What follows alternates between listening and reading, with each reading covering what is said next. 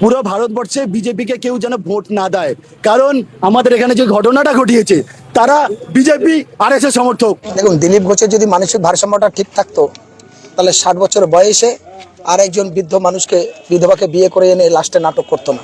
আমার কাছে তো মনে হয় বিজেপির ফুল ফর্ম হচ্ছে বলাৎকারী জনতা পার্টি। বিজেপি বলাৎকারী জনতা পার্টি, এর থেকে বেশি আর কিছু না। আর কিছু কিছু মেন স্ট্রিম মিডিয়ার উদ্দেশ্যে আমি বলতে চাই যে যারা খুব লাফালাফি করে দেখাচ্ছে যে প্রভাস মণ্ডলকে এনকাউন্টার করে দেওয়া হয়েছে, যেটা বলা হয়েছিল সেটাই হয়েছে, কি সকালে ধরবে বিকেলে খরচা করবে।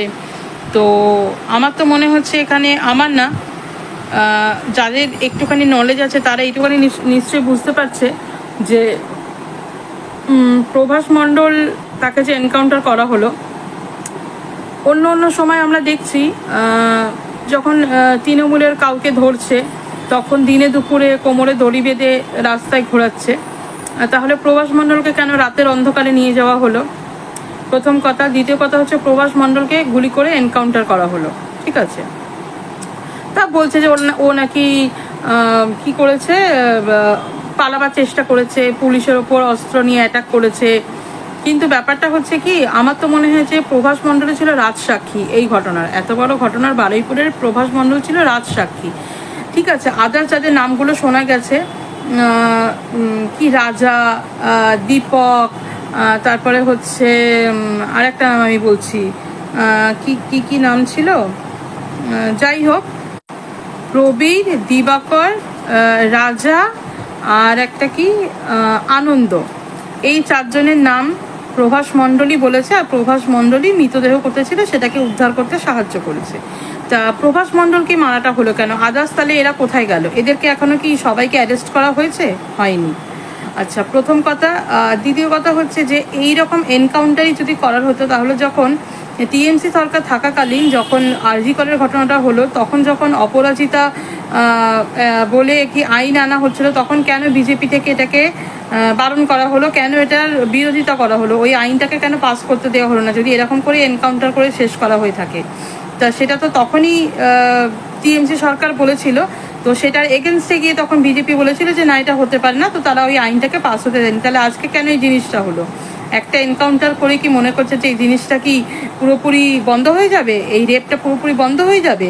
এরকম বারুইপুরের ঘটনা নিয়ে এখন উত্তাল, বারুইপুরের ঘটনা হতে হতে আরো 3-4টে ঘটনা ঘটে গেল, সেই দিকে কি কারোর লক্ষ্য আছে? সেই দিকে কারোর লক্ষ্য নেই। রত্না দেবনাথ কি করে এসে প্রেস মিডিয়ার সামনে বসে এত লক্ষ লক্ষ মানুষ তার দিকে চোখ দিয়ে তাকিয়ে রয়েছে, সে তো প্রথম কথা একবারও ওই জায়গায় গেল না, তাদের বাড়ির লোকের সাথে কথা বলল না, এবং সে বলছে যে টিএমসির এই বীজ বপন, টিএমসি বৃক্ষরোপণ করেছে, বৃক্ষরোপণ করেছে, তার ফল ভুগতে হচ্ছে। তাহলে 12 বছর ধরে কেন্দ্রের যে সরকার বসে আছে তারা কি বপন করে চলেছে? তারা কি বপন করছে? সেই দিকে কি কাকিমা একটু আপনার লক্ষ্য রয়েছে?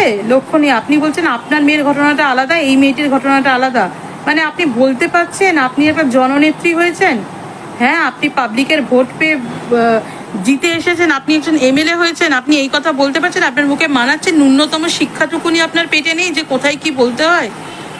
মানে আপনাকে যে প্রথম থেকেই বুঝে গেছিলাম, আপনি যে সত্যি আপনি কোটি কোটি টাকা কামাচ্ছেন, এখন কোটি কোটি টাকার মালিক হবেন, আপনি 10 লক্ষ টাকায় কেন মুখ বন্ধ করে থেকে যেতেন, তাই না? এখন তো এটাই বোঝা যাচ্ছে যে দিদি যে টাকার অ্যামাউন্ট আপনাকে বলেছিল সেটা বহুতই কম ছিল, আপনি তো কোটি কোটি টাকা পেয়েছেন, একটা সিট পেয়েছেন, মানে তাহলে এখানে তো 10 লক্ষ টাকা কোথায়, কোটি কোটি টাকা কোথায়? আপনার যে চাওয়া পাওয়াটা ছিল সেটার আকাঙ্ক্ষা, উচ্চ আকাঙ্ক্ষা আপনার ছিল, সেখানে আপনি ওইটুকু সামান্য টাকায় তো আপনি নিজের লোককে কিন্তু আটকাতে পারবেন না। সেই কারণে আপনি এখন এই সব মানে বক্তৃতা দিচ্ছেন এসে, যে আপনার মেয়ের আলাদা ব্যাপার ছিল, এই মেয়েটি আলাদা ছিল, মেয়েটি কোথায় ছিল আপনি জানেন না। মানে একবার নিজেকে দেখুন, একবার নিজেকে জিজ্ঞেস করুন, এগুলো বলা কি আপনার ঠিক হচ্ছে? একটু লজ্জা রেখে কথা বলুন, সবাই আপনার কথা শুনছে, একটু বুঝে কথা বলুন, কোনটা বলছেন, কি বলছেন বা কি করছেন, একটুখানি লক্ষ্য রাখুন নিজের দিকে। আপনি সর্বপ্রথম আপনি একজন নারী, তারপর হচ্ছে আপনি এরকম একটা যে দুর্ঘটনা ঘটেছে যেটা খুবই নস্কারজনক ঘটনা, সেটা হচ্ছে একটা রেপ। আপনার মেয়েও সেই একই কি বলবো, আপনার মেয়ের সাথে ওই একই ঘটনা ঘটেছে, আপনার তো আরো বেশি করে বোঝা উচিত। যে এইরকম হলে একটা পরিবারের প্রতি একটা মায়ের ওপর থেকে কি যায়, সেখানে আপনি এখন এইসব বক্তৃতা দিচ্ছেন। আপনার একটু লজ্জা আনা দরকার, লজ্জা থাকা দরকার, একটু লজ্জা থাকা দরকার আপনার, এইসব বলা উচিত না। আর প্রভাস মণ্ডলকে মারার পেছনে, মানে এনকাউন্টারের পেছনে একটাই জিনিস, যে কেসটাকে ধামাচাপা দেওয়ার। এই কেসটা আদৌ কতটা এগাবে, ঠিক আছে, কোথায় যাবে, আদৌ যারা দোষী তারা কি শাস্তি পাবে, বিশাল বড় একটা কোয়েশ্চেন মার্ক রয়ে গেল। কিন্তু ভেবে দেখবেন একটু। তোরা নারী সুরক্ষা কি দিবি? তোরা নিজেই তো কমেন্ট সেকশনে এসে একটা নারীকে সম্মান অবধি করতে পারিস না। সেটা আমরা তোদের ক্ষমতায় আসার আগে থেকেই বলতাম যে তোরা এলে রোজ রোজ রোজ এরম একটা বারুইপুর কেস হবে, রোজ। যেটা হচ্ছে আজকের দিন অবধি 17টা কেস হয়েছে, 17টা, গোটা 15 বছরেও হয়নি। আর এখানে যে আলবাল চালগুলো বলতে আসবি আরজিকর নিয়ে, তাদের কানের গোড়া একেবারে গরম করে দেবো, মাথায় একদম ঢুকিয়ে রাখ। আরজিকরের কেস কে হ্যান্ডেল করছিল? সিবিআই। তাহলে এখনো কেন হয়নি? ক্ষমতায় আসার আগে কি বলেছিল? 1 সপ্তাহের মধ্যে আরজিকরের দোষীদেরকে ধরে খরচ করবে। কোথায় কোথায়?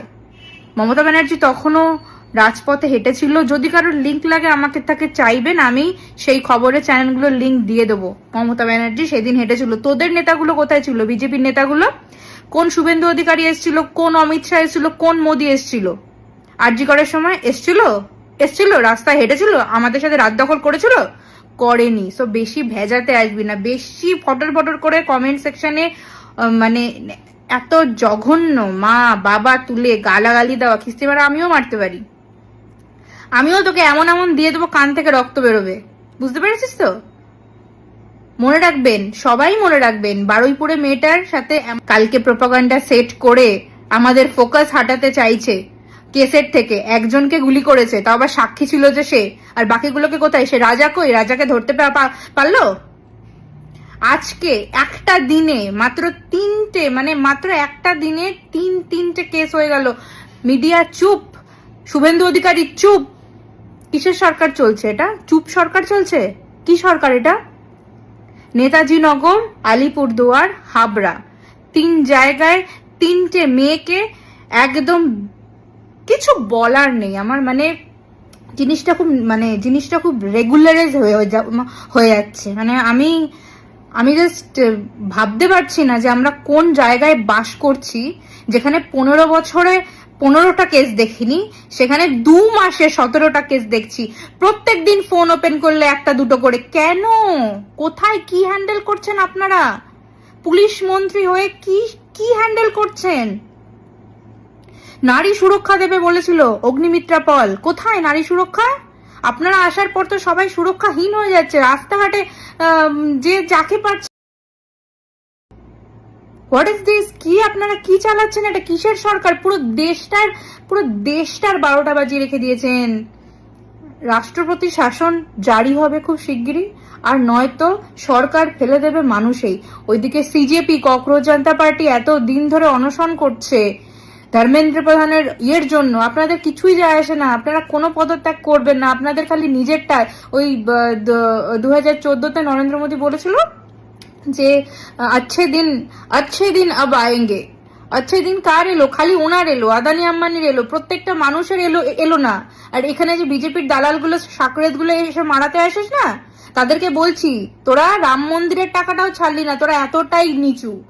দেশ তো বিক্রি করে দিলি, দেশ তো বিক্রি করলি, তারপর মন্দিরের টাকাও ছাড়ছিস না, রামের গয়না মুকুট সেটাও ছাড়ছিস না। 200 কোটি টাকার হিসেব কে দেবে?